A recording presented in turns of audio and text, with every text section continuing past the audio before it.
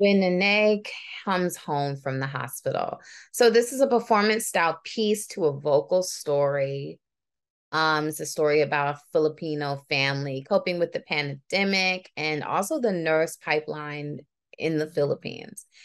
And when we think about the pandemic, a lot of times we think about how it affected us personally, our families personally. But if we aren't in that field, we're not thinking necessarily enough about how it affected the nurses because of, them, their dedication to saving people and dealing with COVID on a day-to-day basis for years had to be extremely daunting on them and their families. And I feel like we're getting to see an image of that through this.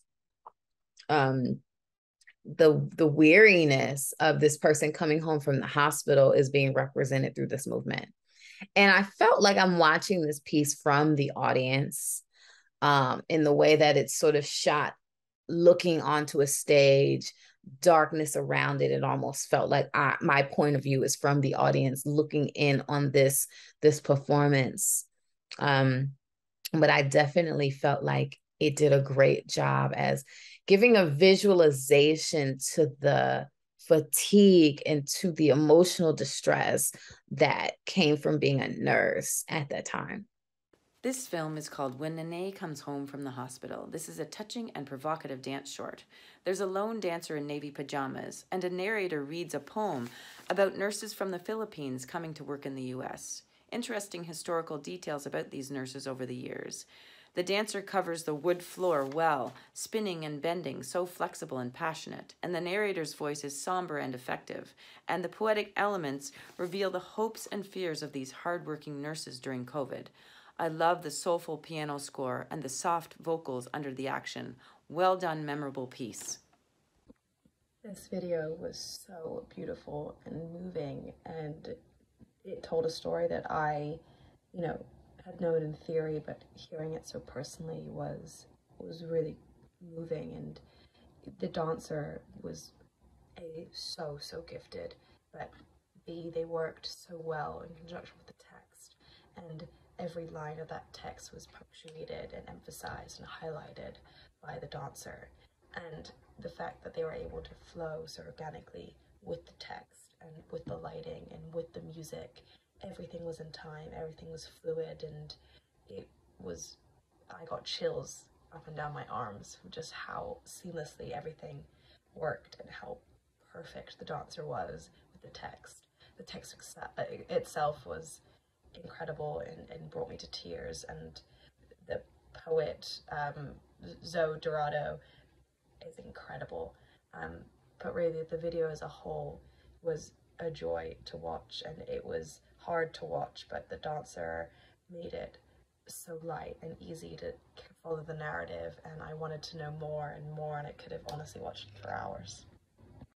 This was very interesting, how it's a dance piece, but also like the spoken word behind it, and the spoken word is a pretty important, message to it. And I think overall it was done pretty well. It was simple, but also very um, well done, and obviously a strong message. So I think overall I really enjoyed it. When NANAY comes home from the hospital, it had such scholarly dialogue.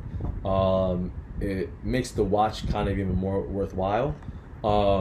It had a poetic and vigilant tone. The movement and the performance makes you, the choreography rather, makes you want to see Rachel Garcia, the performer, over and over again. She's a very talented actress. So I'm not sure how many of you are familiar with the Filipino culture, but this points out the fact that most of them become nurses, and it's true. Most of them do become nurses. I found it interesting to have this take expressed in the form of dance from my experiences and conversations with my artistic friends in this area. It's actually really quite difficult to get the acceptance of being considered a successful artist in this country. Yet here we are, we're given this empty space where the focus is solely on them and the sake of art.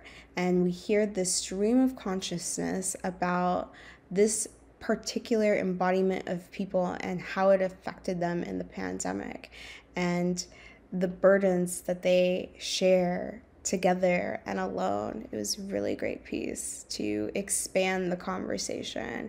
I found myself wanting and bringing up conversations with my fellow friends in my community and doing that's what this piece is. I feel like that was the whole point, was to expand this perspective to then pass it on to others. So it did its job. To tell a personal experience through dance and poetry is definitely not new, but it's always an effective form of art. We knew that the person dancing in pajamas is someone that very much loves their relative that's a nurse. They're afraid for them. And the emotion through the poetry actually does also come through in the dance. You know they're worried. I do wonder if there were studies done, or are studies being done, say why certain races were more impacted by COVID than others, because they mentioned that people from the Philippines were dying more in their poetry, and I was wondering if anybody knew why, which I guess isn't really important to the dance, but it was just a general part of being curious. I do think it's very effective because you can feel the fear and worry. You can feel the love of the poet, and through the dance of their relative that they'd like to be home more. But on the other side, you also understand the relative that's a nurse. They made a choice to help people and go into medicine, so the dance kind of shows both sides of it, where you're worried and loved, but on the other side, the nurse would be worried and knowing she's loved because she chose a career that she did. This was a very moving piece of art that showed the experience of this particular person.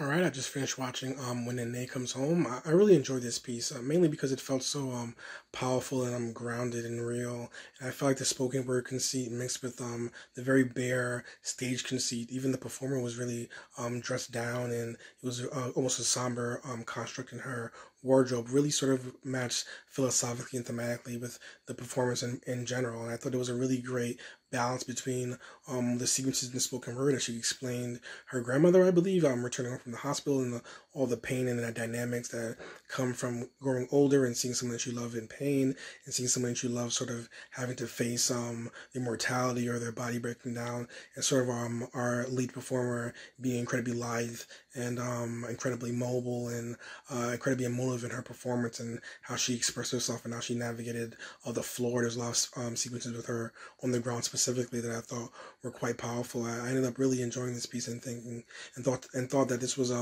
well done in a cohesive way in terms of mixing not just the music with the performance, but the spoken word in particular with the performance, and it really created a personal angle that made the piece feel very original. So I enjoyed it, and I thought it was quite well done.